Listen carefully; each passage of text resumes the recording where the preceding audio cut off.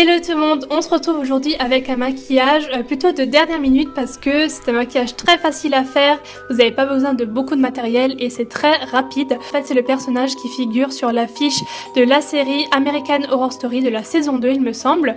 Donc voilà, on commence avec le teint. Comme d'habitude, je prends mon fard aquarellable blanc que j'avais utilisé aussi dans ma première vidéo, donc je l'humidifie parce que pour que ce soit pigmenté il faut mettre de l'eau dessus.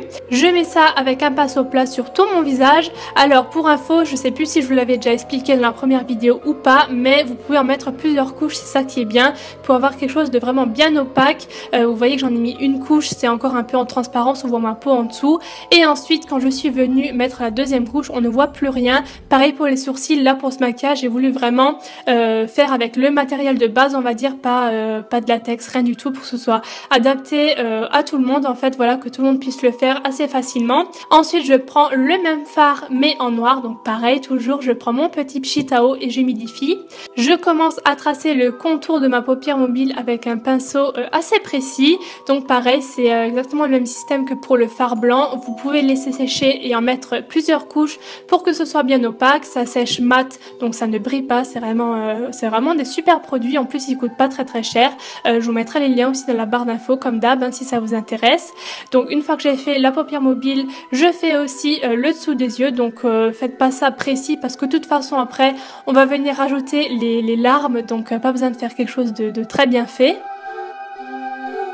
Je prends ma palette de fard gras dans les tons rouges, je mélange ces deux teintes et je vais venir tracer comme un petit contour en fait pour faire un mini dégradé, vraiment quelque chose de très minime, juste pour ajouter une petite touche de rouge en fait sur le dessus du noir, voilà, tout simplement pour faire une petite démarcation rouge. Faites bien attention que votre fard noir a bien séché en dessous, sinon ça va faire un petit mélange pas très joli. Je reprends mon fard noir pour faire les larmes maintenant. Alors j'ai pris un pinceau assez précis pour faire ça. Là je vous dis toujours la même chose, mais vraiment faites quelque chose de pas très précis, de pas très symétrique. Faites glisser votre pinceau en fait, c'est vraiment ce que j'ai fait. J'ai fait des larmes plus grosses, des plus fines, des plus longues. Bref, de toutes les tailles.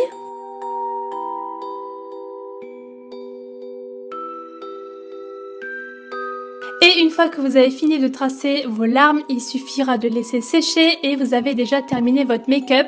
Comme je vous le disais, c'est vraiment quelque chose de très facile à réaliser et surtout de très rapide. Donc si vous n'avez pas trop le temps pour faire un gros make-up ou quoi, faites celui-là, il est vraiment très facile à faire. À portée de tout le monde, pareil pour le costume, il suffira de prendre de vieux foulards blancs ou des draps blancs, ça fera amplement l'affaire. Donc voilà, j'espère vraiment que ce petit tuto rapide vous aura plu. Moi je vous fais plein de bisous et on se retrouve très bientôt pour le prochain.